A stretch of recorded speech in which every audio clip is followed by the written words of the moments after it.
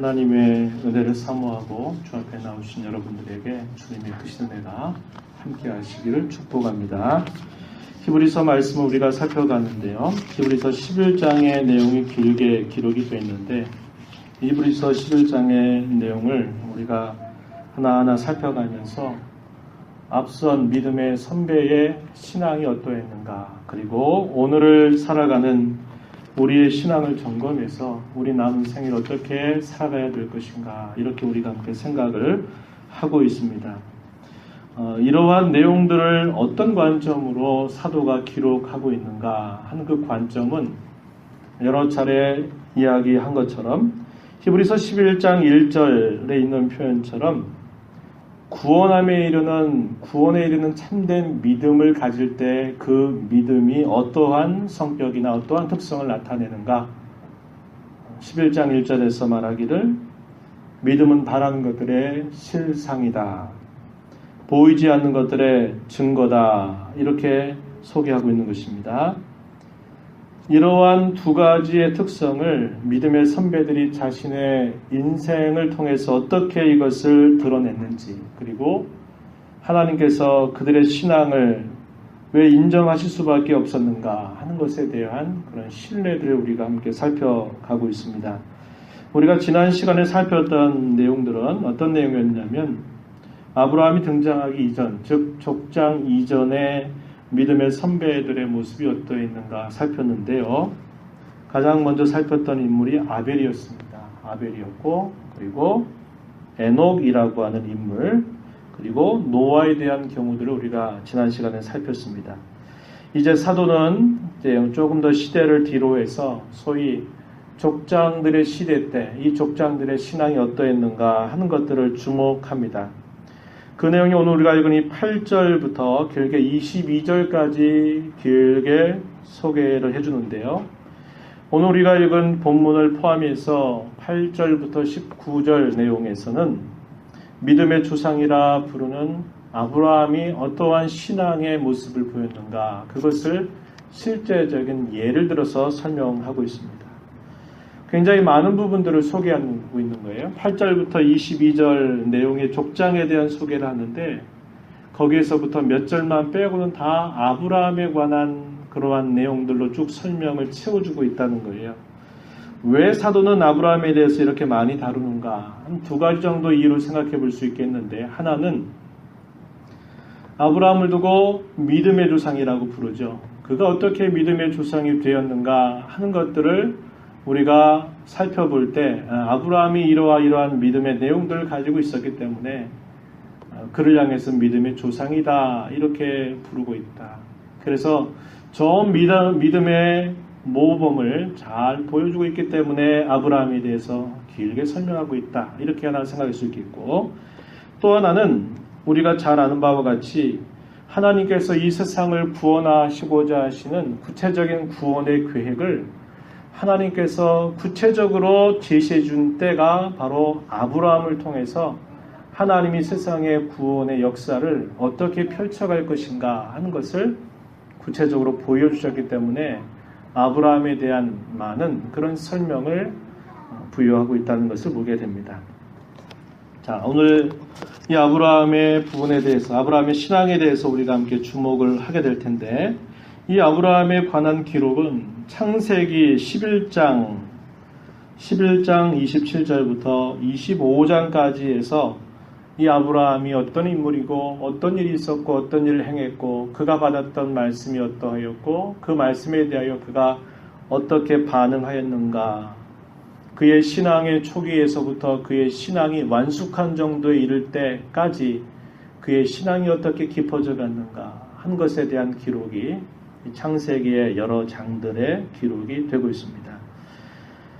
아브라함은 성경의 기록을 보면은 아브라함의 아버지였던 이 데라, 그리고 데라가 거느렸던 이 모든 집안은 처음부터 하나님을 잘 섬겼던 집안이 아니었고 우상을 섬기는 집안이었습니다. 이에 대해서는 창세기에서 우리가 살펴볼 수 있는 게 아니라 여호수아의 설교를 통해서 살펴보는데요. 여호수아서 24장 2절에서 이렇게 여호수아가 고별 설교를 하는 중에 이렇게 이야기합니다.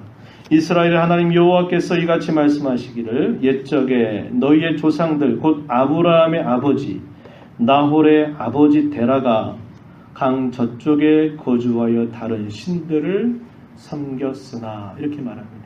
그래서 아브라함의 아버지 이 데라의 가족 그 지대한 영향을 받았던 아브라함조차도 하나님을 순수하게 섬겼던 집안이 아니었다는 것을 알게 됩니다.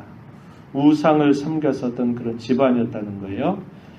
데라가 아브라함과 또 롯을 데리고서 자기의 고향 땅 이 갈대아 우리를 떠나가지고 하란이라고 하는 곳으로 찾아옵니다. 그리고 그 하란에서 거기서 거류하다가 아버지 데라는 그 하란에서 죽음을 맞게 되고요.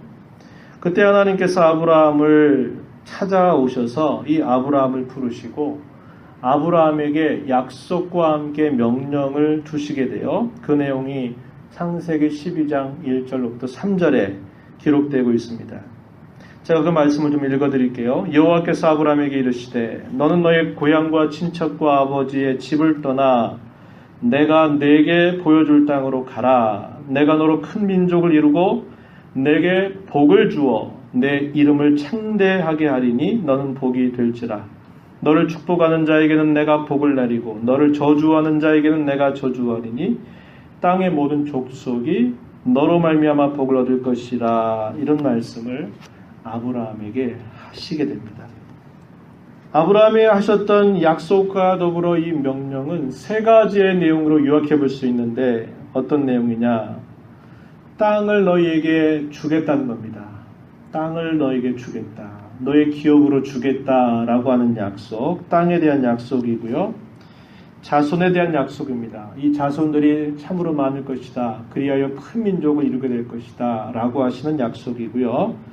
또 하나 더 구별한다면 내가 복이 될 것이다. 이렇게 말합니다. 옛날 개혁성경에서는 너는 복의 근원이 될 것이다. 복의 샘이 된다. 원천이 된다. 그렇게 표현했는데 개혁개정에서는 너는 복이 될 것이다. 이렇게 말하고 있는 겁니다. 이 세 가지의 약속을 하시면서 아브라함에게 가장 먼저 하신 말씀, 내가 너에게 보여줄 땅으로 가라. 이런 말씀을 아브라함에게 하나님께서 하시게 돼요. 사도는 먼저 약속의 땅을 향해서 출발해서 그 땅에 거류했다라고 말해주고 있습니다. 오늘 본문 8절 한번 가서 보시면요. 8절 믿음으로 히브리서 11장에서 계속 반복되는 문구입니다. 믿음으로 아브라함은 부르심을 받았을 때 여기가 어디였냐면 하란이라고 하는 곳이었어요. 부르심을 받았을 때에 그 부르심에 순종하여 장래의 유업으로 받을 땅에 나아갔다. 이렇게 표현했습니다. 근데 그 땅을 나아가는데 그 땅에 갈 바를 어떻게 가야 될지를 알지 못한 채 말씀을 부여잡고 나아갔다는 겁니다. 그 말은 하나님께서 내가 가야 할 길을 보여주실 것을 확신하면서 그가 순종했다라는 것을 말해주는 이야기입니다. 그리고 마침내 그가 그 땅에 도착을 하게 되어 9절에 보면 믿음으로 그가 이방의 땅에 있는 것 같이 약속의 땅에 거류하였다. 동일한 약속을 위협으로 함께 받은 이삭 및 야곱과 더불어 장막에 거하였다. 이렇게 표현합니다. 약속의 땅을 향해서 출발했어요. 하나님께서 보여주시는 걸음을 따라서 그가 마침내 그 약속의 땅에 들어가서 거류했다라고 사도가 설명해 줍니다. 갈 바를 알지 못해 있는 상황 속에서 그 말씀을 순종했다. 이렇게 표현합니다. 히브리서 11장 1절의 믿음의 특성 가운데 어떤 면모를 잘 보여주고 있나요? 믿음은 보이지 않는 것들의 증거다. 그런 말씀을 했어요. 그렇죠? 보이지 않는 것들, 갈 바를 알지 못했어요. 어디로 가야 될지 몰랐어요. 그러나 하나님이 그를 불러서 명령하시자 아브라함은 그 명령에 순종하면서 나아갔다는 겁니다. 하나님이 말씀하셨으니 인도하실 것이다 라는 것을 그가 신뢰하면서 나아갔다라고 이렇게 설명해 주고 있어요. 약속의 땅에 거류합니다. 거기에 살지만 그 땅을 어떻게 산다 그랬어요? 9절 말씀해 보니까 이방의 땅에 있는 것 같이 약속의 땅에 거류하였다. 그렇게 말하죠. 이방의 땅에 있는 것 같이 그가 그의 아들이었던 이삭과 그리고 야곱과 함께 장막에 거하였다라고 말합니다. 장막에 거했다라는 말은 무슨 말이에요? 텐트를 쳤다 이 말입니다. 텐트. 요즘 휴가철을 맞아가지고 텐트를 치고 뭐 이렇게 또 휴가를 보내는 분들이 있는데 텐트를 친다는 건 뭐예요? 거기 내가 계속 있는다는 말입니까? 아니면 얼마 동안 있다가 내가 또다시 옮겨간다는 것을 뜻하는 말인가요? 그렇죠. 잠깐 있다가 옮겨간다는 것을 뜻하는 말이라 이 말입니다.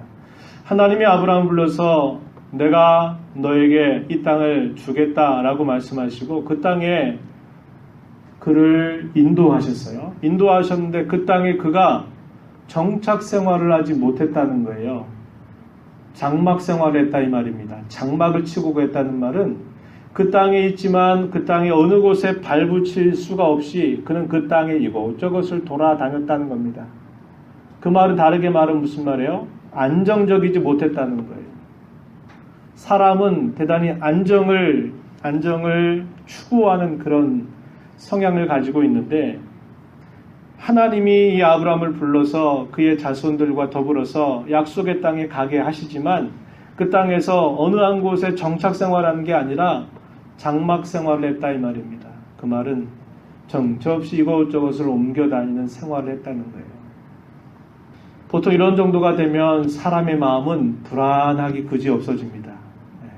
어느 곳으로 가야 될지 모르고 또 언제 또 쳤던 장막 텐트를 걷어서 또 옮겨가야 될지 모르는 그야말로 불안정한 삶을 계속적으로 살아가야 됐다라는 겁니다. 그런 와중에서도 어떻게 했느냐? 하나님의 말씀에 순종하고 견디고 그것 때문에 그의 신앙의 걸음에서 곁길로 빠지지 않고 하나님을 바라보고 의지했다라는 것을 보여주는 것입니다.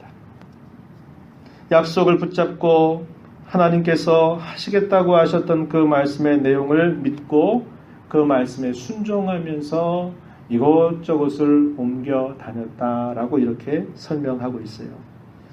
잘 아시는 바와 같이 아브라함은 처음에 부름을 받아서 그가 이동했던 경로는 하란이라고 하는 곳에 부름을 받아서 그가 가나안 땅 세겜이라고 하는 곳에 처음 들어갑니다. 그리고 세겜에서 베델이라고 하는 곳으로 옮겨가고요.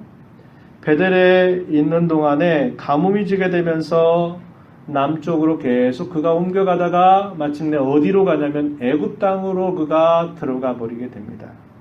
그래서 큰 어려움을 만나게 되죠. 그의 아내였던 사라가 얼마나 아름다운 여인인지 바로 앞에서 자기의 동생이라고 거짓말을 하면서 큰 어려움에 봉착하는 일들도 경험을 하게 됩니다. 하나님 그럴 때마다 아브라함을 돌봐주시고 그를 지켜주세요. 그래서 아브라함이 다시 이 가나안 땅으로 돌아오지만 그는 언제나 어떻게 사느냐? 정착 생활을 하지 못하고 나그네처럼 객처럼 그는 생활을 하였고 그는 그 땅의 그 어느 곳 하나도 자신이 소유권을 주장할 수 없었다는 거예요. 소유를 갖지 못했다는 것입니다. 죽을 때 그가 자신의 소유를 가졌던 것은 무엇이냐면 자기의 아내 사라가 먼저 죽게 되니까 그를 매장할 장소가 없어요. 하나님이 그 땅을 그 아브라함에게 자손들에게 주겠다고 그렇게 약속하셨는데 그의 아내 사라가 먼저 떠나고 난 다음에 그 사라를 어디에 매장할 데가 없으니까 돈을 주고서 햇사람에게서 그 매장지를 삽니다. 그 매장지가 막벨라라고 하는 굴입니다. 그 땅을 돈을 지불하고 그 땅을 사서 그 땅에다가 매장하는 것이에요.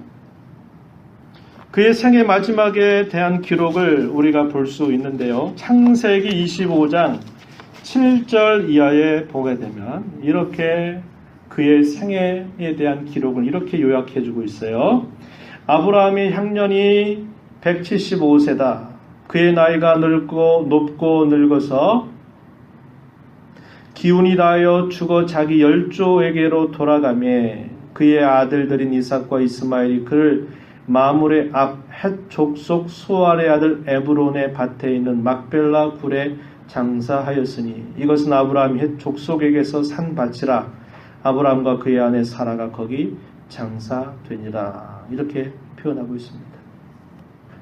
하나님의 약속은 대단히 크고 원대했던 것 같은데 아브라함의 죽음에 대한 기록을 보면 초락이 그지없고 하나님이 약속하신 게 맞나 싶을 정도로 그가 실제적으로 소유했던 땅은 굴이 있는 땅, 그 굴에 있는 땅 주변에 밭을 조금 자기의 소유로 가진 것 외에는 실제적인 소유권을 그가 가진 게 없다는 거예요. 우리는 아브라함의 복에 대해서 이야기하면서 많은 사람들은 아브라함과 똑같은 복을 받기를 원한다고 말해요. 그리고 아브라함이 정말 복된 사람이라고 이야기합니다. 그런데 그는 오늘날 우리가 생각하는 그런 복받은 사람이라고 보기에는 그의 삶은 너무나 초라했고 그의 생애 말년은 너무나 초라해 보였던 생이었다는 것을 성경이 기록해 주고 있다는 것입니다. 하지만 아브라함은 그의 생애 가운데 흐르는 시간 속에서 하나님께서 진정으로 약속하신 것이 무엇인가를 많은 시행착오를 겪으면서 그는 깨닫습니다. 그 깨닫는 바가 뭔가? 그것은 이 땅 그 어느 곳 그것이 하나님이 자기에게 주려고 약속하신 것이 아니고 하나님께서 계획하시고 지으실 터가 있는 성이 있음을 그가 발견하게 된 것이에요. 10절에 보세요. 10절. 이는 그가 하나님이 계획하시고 지으실 터가 있는 성을 바랐습니다. 이렇게 말합니다. 그가 발견한 것, 그가 깨달은 게 뭐냐면 하나님이 내게 주시기로 약속하신 것의 진정한 것은 그래, 이 허벌판의 이 땅, 이 가나안 땅 이것이 아니라 이것과 비견될 수 없는 다른 것이 하나님이 내게 약속하신 것이구나 하는 것을 그가 깨달았다고 하는 것이.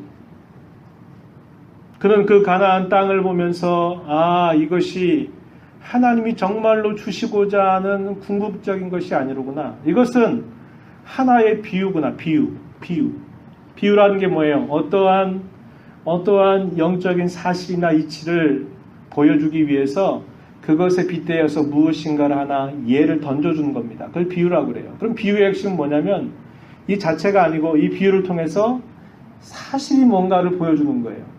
아브라함은 처음에 그런 줄 알았어요. 하나님이 땅을 주시겠다고 하니까 그 땅이 정말 하나님 주신 것인 줄 알고 그 땅을 바라보면서 살았어요. 그런데 아까 이야기했죠. 그는 그 땅 어느 곳에서도 안정적인 삶을 살지 못했고 그 땅에서 정처 없이 계속 장막 생활을 해야 됐다는 거예요. 얼마나 많은 의심이 일어났겠어요. 하나님이 내게 내 후손들에게 이 땅을 주시겠다 그러는데 나는 왜 맨날 이렇게 옮겨 다녀야만 되고 또 가뭄이 지면 그 가뭄 때문에 내가 거느리고 있는 식솔들과 가축들을 먹이기 위해서 그 땅에 있을 수 없으니까 또 멀리 또 옮겨 다녀야만 되고 그러면서 위기를 만나고 이런 일들을 그가 반복하면서 그가 깨닫는 것입니다. 하나님이 정말 내게 내 후손들에게 주고자 하시는 그런 기업이라고 하는 게 그저 눈에 보이는 이 땅이 아니로구나. 하나님이 진정 주시고자 하는 것은 다른 것이로구나 하는 것을 그가 깨달았다라고 하는 겁니다. 그래서 가나안 땅은 하나의 비유였고 하나의 표시에 불과하다는 것을 그가 깨닫게 된 겁니다. 여러분 거리에 가다 보면 표지판을 보시죠. 표지판을 보면 그 표지판이 가리키는 어떤 내용이 있고 방향이 있으면 그 표지판을 보고 여러분 뭘 생각합니까? 저기 가면 속도를 줄여야 되는구나. 저기 가면 조심해야 되겠구나를 표지판을 보고 아는 거예요. 왜? 표지판은 그 자체를 말해주는 게 아니라 표지판 말 그대로 어떤 것들을 가리켜주는 거거든요. 하나님께서 아브라함에게 가나안 땅을 그의 후손에게 그에게 주겠다라고 하신 것은 단순히 땅을 주시고자 하신 게 아니라 그걸 통해서 진정으로 주시고자 하시는 영원한 기업이 뭔가를 바라보게 하시려고 표지판처럼 혹은 비유처럼 주셨다고 하는 것을 그가 발견하게 되었다는 겁니다. 저와 여러분이 사는 이 땅에서 하나님이 우리에게 물질적인 복을 주신다든지 우리에게 좋은 것들을 주시는 것도 그 자체가 목적이 아니에요. 그 자체가 목적이 아닙니다. 이 땅에 좋은 것을 통해서 이것과 비교할 수 없는 참되고 영원한 것을 우리에게 바라보게 하시려고 주시는 거예요. 그거 못 바라보면 어떻게 할까요? 잠깐 취해 가시겠죠. 왜요? 하나님이 정말 주고자 하시는 것이 단순히 그들에게 어떤 물질적인 축복을 주기 위해서 다른 것을 주기 위해서 그게 아니라 좋은 것들을 주면서 정말 좋은 것이 무엇인가를 바라보도록 하시는 뜻을 주는데 우리가 이 땅에 살면서 그 시야를 우리가 놓쳐버리고 잘못 붙잡으면 하나님 그거 취해 가시는 거예요. 너 그거 아니야. 내가 너에게 약속한 거 그거 아니야. 그 정도 가지고 아니야. 그 정도 가지고 비교될 수가 없어. 하는 것을 깨우치시려고 취해 가시기도 한다는 거예요. 이제 사도는 두 번째 약속을 다룹니다. 두 번째 약속이 뭐였습니까? 자손에 대한 약속이었어요. 그 약속이 본문 11절, 12절에서 이제 사도가 소개하는데요. 사라를 통해서 아들을 주시겠다고 하는 약속을 하나님이 주시게 되죠. 75세 때 아브라함이 부름을 받아가지고 그가 하나님이 약속하신 아들을 얻는 데까지 무려 몇 년이 걸립니까? 25년을 기다립니다. 100세가 되던 해에 여인으로서는 도무지 아이를 낳을 수 없는 불가능한 상태, 임신이 안 될 수밖에 없는 그런 불가능한 상태에 하나님이 이 사라에게 임신하게 하셔가지고 마침내 아들을 하나님이 주시게 되죠. 이 시간이 25년이나 지나게 됩니다. 사라도 처음엔 어떻게 하나요? 내가 이미 다 경수가 끊어졌고 내가 아이를 낳을 수 있는 나이도 아닌데 무슨 그러면서 하나님이 그런 말씀하실 때 비웃었다 그랬습니다. 불신앙적인 태도를 보였어요. 그때 하나님께서 아시고 그에 대해서 책망을 하시게 됩니다. 그런 책망을 듣고 난 사라는 이제 하나님의 약속을 의심하지 않고 그 약속을 그가 붙잡게 되는 것입니다. 하나님께서 베푸시기로 하셨던 하나님의 약속을 기다리면서 자신의 믿음을 증명해내는 그러한 일을 나타냈습니다. 사돈 아브라함과 사라는 약속하신 분이 미쁘신 줄을 알았다라고 설명합니다. 11절 뒤에 보면 이는 약속하신 이를 미쁘신 줄 알았습니다. 미쁘시다라는 말은 신실하다, 변함이 없다. 하나님이 하신 약속을 바꾸시지 않는다. 충성스러우시다. 이것을 뜻하는 말입니다. 미쁘다라는 말은 그런 말이에요. 아브라함과 사라는 하나님이 약속하신 것을 바꾸시지 않는 분임을 그가 알았다라고 이렇게 설명해 주고 있습니다. 그 결과 어떻게 되었을까요? 창세기 21장 1절 이하에 보게 되면 이렇게 말씀하고 있어요. 여호와께서 말씀하신 대로 사라를 돌보셨고 여호와께서 말씀하신 대로 사라에게 행하셨으므로 사라가 임신하고 하나님이 말씀하신 시기가 되어 노년에 아브라함에게 아들을 낳으니 아브라함이 그에게 태어난 아들 곧 사라가 자기에게 낳은 아들을 이름하여 이삭이라 하였고 이삭 무슨 뜻이죠? 웃음이라고 하는 뜻입니다. 웃음. 처음에는 불신앙적인 태도로 웃었어요. 무슨 말씀을 하세요 하나님, 제가 다 끝났는데요 이랬는데 나중에는 그 불신앙적인 웃음을 하나님 어떻게 바꿔주세요? 참된 웃음으로 바꿔주시죠. 하나님이 약속하신 아들을 주셨구나 해서 그 이름을 이삭이라 이렇게 짓게 된 것이에요. 하나님은 약속하신 대로 이삭을 낳게 하셨고요. 낳은 이삭을 통해서 하나님은 큰 민족을 이루시겠다고 하는 약속을 이루어 주시게 됩니다. 본문 12절에서 그렇게 말했어요. 하늘의 어두운 별과 또 해변의 무수한 모래와 같이 많은 후손이 생육하였느니라. 이삭이 태어난 다음에 400년 정도가 지나지 않았을 때 이 아브라함의 자손이 장정만 20세 이상의 남자 장정만에서 60만이 넘는 큰 민족을 이루게 되었어요. 그 후에는 더 많은 수로 이스라엘 민족이 큰 민족을 이루게 하심으로 하나님의 이 약속이 성취되도록 이끌으셨다는 겁니다. 그런데 그런 과정에서 잘하는 하나의 유명한 사건이 있었죠. 창세기 22장에 보면 어떤 사건이 있나요? 이삭이 어느 정도 이제 청년에 가까운 때가 됐을 때 하나님 어느 날 갑자기 아브라함 불러서 아브라함아, 내 하나님 말씀하세요. 너의 사랑하는 독자 이삭을 내가 너에게 지시하는 땅으로 가서 그를 번제로 내게 바쳐라. 이런 말씀을 하나님이 하시게 됩니다. 청천벽력 같은 그런 말씀이세요. 이 아들을 25년 기다려서 하나님이 주셔서 이렇게 하셨고, 이 아들을 통해서 분명히 큰 민족을 이루겠다고 하나님 약속하셨는데 하나님께서 무슨 말씀으로 이렇게 하시는지 이해하기가 어려웠을 것이다 보셨습니다. 그러나 아브라함의 신앙은 완숙한 신앙으로 변모되어 있었어요. 하나님이 그렇게 약속하셨으니 하나님의 어떤 뜻이 있겠거니 이 아들을 죽인다 하더라도 하나님은 다시 살려내실 거다. 이런 정도의 믿음을 갖는 겁니다. 네, 지나간 세월 동안 하나님이 자신에게 어떤 분으로 계시는가를 그는 경험하였고 알았고, 그리하여 하나님을 굳게 신뢰하는 신앙이 있었기 때문에 그래요. 아브라함은 주저하지 않고 3일 길을 가서 모리아 산으로 가죠. 그 땅에 나중에 예루살렘의 성전이 거기 세워지죠. 나중에 거기서 예수 그리스도께서 자기 백성들의 죄를 짊어지고 십자가에서 죽으신 그곳이 바로 이 모리아 산입니다.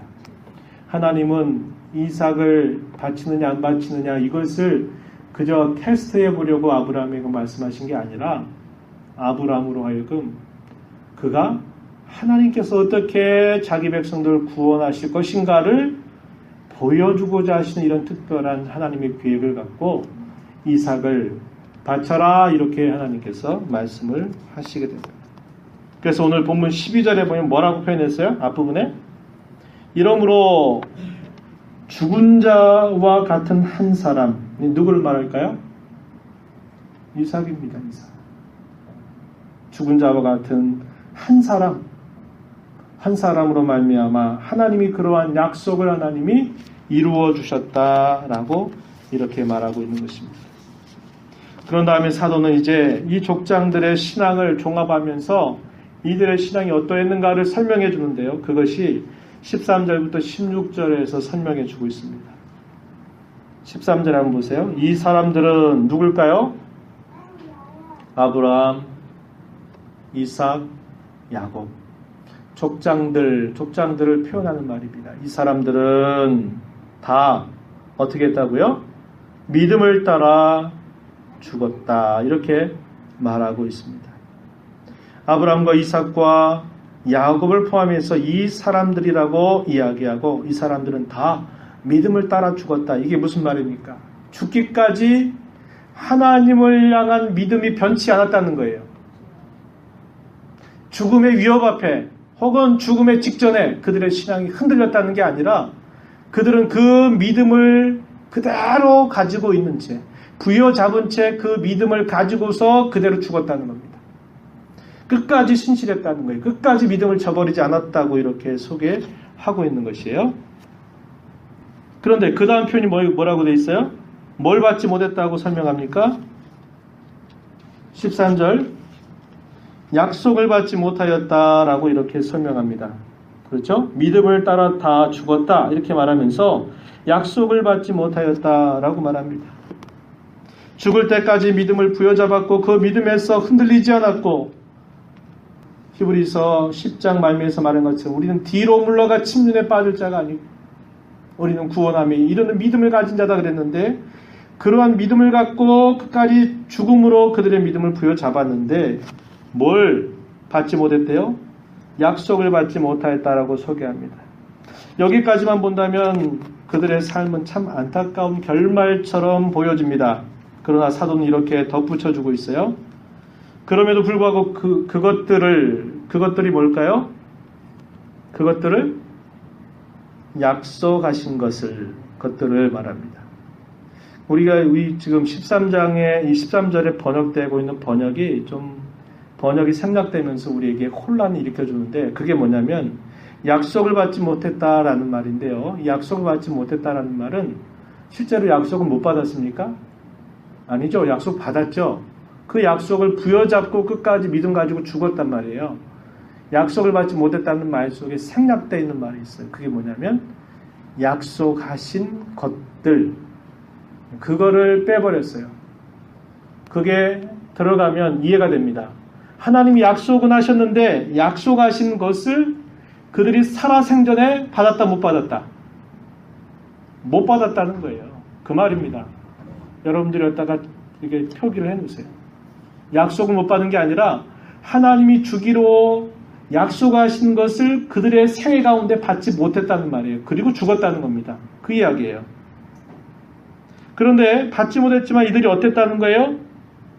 그것들을 약속하신 것들을 멀리서 보고 환영하였다고 사도가 설명해요. 받지 못했는데도 그럼에도 불구하고 그들이 멀리서 그것을 보고 환영했다는 말은 그것을 보고 너무나 기뻐했다는 거예요. 너무나 즐거워했다는 것입니다. 족장들의 이러한 모습이 믿음의 특성 가운데 뭘 보여줄까요? 믿음은 바라는 것들의 실상이라는 것. 떠받쳐주는 기둥 혹은 떠받쳐주는 토대가 된다. 그것을 해주는 거예요. 약속하신 것은 못 받았어요. 그러나 그들은 마치 받은 것처럼 멀리에서 그것을 보았고 그것을 기뻐하면서 죽었다는 거예요. 하나님 약속하셨더니 왜 내게 이런 것도 없이 나는 내 삶을 불러가십니까? 이렇게 원망하고 불평한 게 아니라 받지 못했어도 그들은 멀리서 보고 기뻐하면서 하나님의 품에 안겼다라고 이렇게 이야기해주고 있는 겁니다. 뭘 봤을까요? 뭘 봤을까요? 예수님께서는 이런 말씀하신 적이 있었어요. 요한복음 8장 56절에 보면요. 예수님 이런 말씀하셨습니다. 너희 조상 아브라함은 나의 때 볼 것을 즐거워하다가 보고 기뻐하였느니라. 나의 때가 뭘까요? 예수님의 때. 무슨 때? 메시아, 구원자가 오셔서 구원하실 때. 구원을 온전히 이루실 그때. 그때를 즐거워하다가 보고 기뻐하였다. 이 말을 들었던 당시 유대 종교 지도자들은 충격을 받죠. 네가 네 나이가 지금 몇인데 네가 아브라함을 보냐? 이렇게 하면서 예수님을 향해서 아주 조롱하고 그런 욕하는 그런 태도를 보이는데요. 예수님 말씀하세요. 아브라함이 나의 때를 보았다. 그리고 기뻐했다. 이렇게 말씀해요. 아브라함이 이렇게 설명합니다. 야곱은 그가 이제 생애 마지막에 유언처럼 자기의 12아들을 축복하면서 그가 이렇게 말해요. 창세기 49장 18절에 보면 여호와여 나는 주의 구원을 기다리나이다. 이렇게 말했습니다. 주의 구원을 기다립니다. 이렇게 말했어요. 족장들에게 있어서 메시아에 대한 신앙, 구원자에 대한 신앙이 전혀 없었다고 말하지 않아요. 이 구원의 신앙을 그들이 가지고 있었다고 하는 겁니다. 그들이 처음에는 그저 눈에 보이는 것을 상상했어요. 눈에 보이는 것, 땅을 상상했고 눈에 보이는 자손을 상상했고 하지만 하나님이 그들과 함께하면서 인생의 여정을 겪어가면서 하나님께서 약속하신 것이 눈에 보이는 이 땅이 아니고 눈에 보이는 그저 자손이 많아지는 것이 아니라 다른 것을 하나님이 말씀하신 거구나 하는 것을 그들이 발견하고 깨달았다 하는 것을 이야기해줘요. 그러니 그들의 신앙이 상황이나 환경에 우왕좌왕하고 흔들리지 않게 된 겁니다. 가나안 땅을 차지하게 하겠다고 했는데 맨날 장막 생활하고 옮겨 다니고 불안정하고 그들의 삶의 기반은 안정적이지 못하다고 그래서 이게 도대체 뭐야? 이러면서 신앙으로 떠나간 게 아니라 그런 것에 흔들리지 않는 신앙으로 이미 훌쩍 뛰어넘어 있었다 이 말이에요. 여러분 저와 여러분의 신앙은 어떻습니까? 환경을 뛰어넘을 수 있습니까? 너무 지나치게 그거에 영향받고 있지 않습니까? 그들의 삶이 어땠는가라고 설명하기를 13절 하반절에 보면요. 사도는 그들이 살았던 이 땅에 살았던 그들의 삶은 외국인처럼 나그네처럼 살았다라고 이렇게 설명하고 있습니다. 아브라함은 햇사람에게서 자기의 아내를 장사하기 위해 막벨라굴을 사는 과정에서 이렇게 그는 자신을 소개한 적이 있었어요. 창세기 23장 4절에 나는 당신들 중에 나그네요 거류하는 자이니. 당신들 중에 햇사람. 근데 그 땅이 하나님이 주겠다고 약속하신 땅인데 아브라함은 뭐라고 말해요? 나는 당신들 중에 나그네요 거류하는 자이니 당신들 중에서 내게 매장할 소유지를 주어 내가 나의 죽은 자를 내 앞에서 내어다가 장사하게 하시오. 그러면서 햇사람과 거래를 하는 것입니다. 뭐라고 그랬어요? 나그네입니다. 거류하는 자입니다. 이렇게 소개했어요. 그러면 아브라함의 손자였던 이 야곱은 어떻게 자신을 소개했는지 창세기 47장 9절에 보면 그가 훗날에 요셉이 애굽의 총리가 되면서 그가 바로를 아련하게 되죠. 바로 왕을 만나게 됐을 때 그 바로 앞에 이렇게 말합니다. 내 나그네 길의 세월이 130년입니다. 내 나이가 얼마 못되니 우리 조상의 나그네 길의 연주에 미치지 못하나 험악한 세월을 보내었나이다. 이렇게 야곱이 애굽왕 바로 앞에 이렇게 말합니다. 내 나그네 인생길 130년, 130세라는 말이에요. 조상의 연주에 비하면 짧지만 참 제 생활을 돌아보면 험악한 우여곡절이 참 많은 파란만장한 세월을 제가 보내었습니다. 이렇게 바로 앞에 보고 하는 것을 보게 되죠. 이 족장들은 말과 행실을 통해서 자신들이 나그네 있는 것을 자신들이 잠시 잠깐 살다가 떠나가는 그러한 사람인 줄을 잘 보여주었다고 사도는 설명합니다. 저와 여러분 어떻습니까? 우리에게 그것을 증명할 시간이 얼마나 남아있을까요? 이 땅이 전부인 것이냐? 이 땅에서 모든 걸 다 받아 누려만 된다고 고집하면서 살 때가 얼마나 많이 있는지요. 저와 여러분에게 사도는 이렇게 말하는 거예요. 내 남은 생애가 과연 얼마나 남아있겠냐? 남은 생애 가운데 너 그걸 증명해내라. 너 이 땅에서 뿌리박고 살아갈 사람이 아니라 이 땅에 행인과 나그네처럼 거류민처럼 살다가 너는 진짜 본향을 향해서 가는 자임을 너 증명해내라, 보여내라.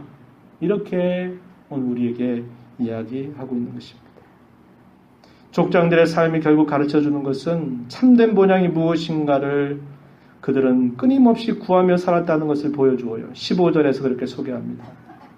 그들은 하늘에 있는 더 나은 본향을 사모하였다고 사도는 설명합니다. 그러한 더 나은 본향을 사모하는 그들을 위하여서 그렇게 산 그들을 위해서 하나님은 무엇을 기뻐하셨느냐? 하나님은 그들을 위해서 한 성을 예비하기를 기뻐하셨다라고 오늘 본문 마지막 절에서 그렇게 소개하고 있는 겁니다. 그렇게 산 사람들에 대해 하나님은 어떻게 생각하실까요? 16절 뒤에 부분 한번 봐서 보십시오. 이렇게 말합니다. 이러므로 하나님이 그들의 하나님이라 일컬음 받으심을 부끄러워하지 아니하시겠다. 하나님의 거룩한 이름을 걸어서 내가 너의 하나님이 되었다고 하는 것을 나는 부끄럽게 생각하지 않는다. 무슨 말이에요? 너는 정말 나의 백성으로는 살았다. 이것을 하나님께서 인정해 주셨다라는 것을 이렇게 말하고 있는 것입니다. 우리의 자식들이 이렇게 있는데 그 자식들이 바르게 잘 살고 뭔가 좋은 일들을 했을 때 내가 그의 아버지가 되는데요. 내가 그의 어머니가 되는데요. 말하는 것은 굉장히 즐겁고 기쁜 일이에요. 그런데 그렇지 않은 그런 자녀들을 두고 그렇다고 말해야죠. 당연히 말해야죠. 그렇지만 내가 저희 아버지인데 죄송합니다. 제가 대신 용서를 빌겠습니다. 용서해 주십시오. 저를 보셔서라도 용서해 주십시오. 이렇게 부모만 한다면 그게 얼마나 수치스럽고 안타까운 일이 되겠습니까? 그렇죠? 그런데 하나님께서 이렇게 족장들이 이렇게 그들의 삶에 있어서 안정적인 것도 없고 그들의 삶에 확고한 것도 없음에도 불구하고 하나님을 향해서 가졌던 그 마음, 그리고 멀리서 보면서 약속하신 것을 받지 않았지만 그것을 멀리서도 바라보고 기뻐하면서 살았던 그들의 모습을 보면서 하나님은 내가 너의 하나님이다. 그래, 내가 너의 하나님이야. 이렇게 말씀하기를 부끄러워하지 않는다라고 이야기하신다는 겁니다. 하나님께서 언약을 세우실 때 그 언약의 포뮬러, 공식이 그거예요. 나는 너의 하나님이 되고 너는 나의 백성이 되리라 하는 것이 언약의 공식입니다. 언약 공식. 그 언약의 공식을 하나님이 기뻐하시겠다는 거예요. 말씀냈습니다. 저와 여러분이 이 땅에 살면서 하나님은 눈에 보이는 걸 통해서 뭘 가르치실까요? 보이지 않는 참되고 영원한 것을 우리에게 가르치신다는 것을 잊지 마세요. 이 땅에 사는 것은 제가 조금 알듯 말듯 얘기했지만 비유입니다. 비유. 거기가 진짜가 아니라는 거예요. 그걸 통해서 하나님은 다른 것을 우리에게 바라보고 살라고 하시는 거예요. 이 땅의 것을 통해서 하나님은 하늘의 것을 가르치시는 분입니다. 그렇기 때문에 우리가 그 시선을 잘못 잡으면 우리의 신앙과는 헛걸음 가지고 평생 살아가게 될 수 있어요. 우리 이 땅의 것을 가지고서 하늘의 영원한 것들을 늘 바라보며 살아가는 그런 시선을 잘 배워야 되고요. 또 하나는 하나님께서 나의 하나님이 된다. 내가 너의 하나님이 되는 것을 나는 기뻐한다. 정말 너 잘했다. 이러한 주님의 인정을 받는 그런 신앙을 증명해낼 수 있는 시간이 많이 남아있나요? 아직 저에게는 시간이 많습니다. 아직 저에게는 아직 이 젊음이 있잖아요. 저에게는 아직 기회가 많이 있잖아요. 이렇게 생각하시고 차일피 미루시겠습니까? 아니요. 올 때는 순서가 있어도 갈 때는 모른다 그랬어요. 성도의 삶은 항상 오늘을 최선인 줄 알고 살아가는 삶이라고 성경이 가르치죠. 그러니 우리가 이 땅에 사는 동안에 오늘이라 일컫는 동안에 성도답게 살고 하나님의 구원의 은혜를 받은 것이 얼마나 큰 은혜인 줄 알고 그 은혜를 내가 보답하는 자로 땅에 믿음을 따라 살아가는 그 일을 증명해내는 일에 우리의 힘과 우리의 노력을 기울이고 하나님의 은혜를 구하면서 나아가는 저와 여러분이 되어야 할 것입니다. 하나님의 은혜가 우리 모두에게 함께하기를 진심으로 축복합니다. 하나님 아버지, 오늘도 주님의 말씀을 함께 생각하면서 믿음은 바라는 것들의 실상이고 보이지 않는 것들의 증거라고 하는 이런 믿음의 특성이 족장들에게서 어떻게 그들의 삶을 통해서 증명되었고 보여졌고 마침내 하나님께 인정받았는지를 저희들이 살펴보았습니다.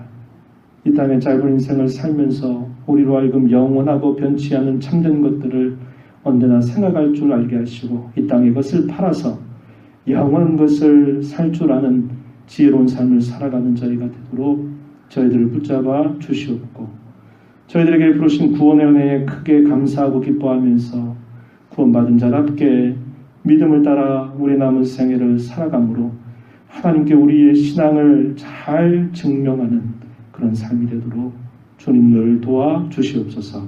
예수님의 귀하신 이름으로 기도하옵나이다. 아멘.